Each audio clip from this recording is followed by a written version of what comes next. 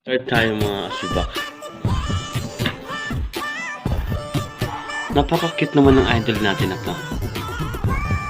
Yun, oh. Cute ng dimple niya, no? Napakaangas naman ni idol. Eh.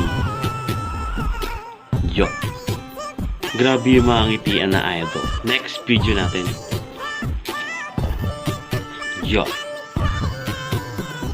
Eh, napakaangas ni idol to. Yung hagod na hagod yung pagdala ni idol mga asubak. Tuloy-tuloy lang tayo.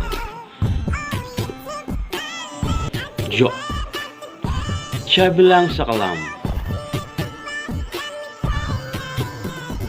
Yun, oh. Grabe naman talaga yung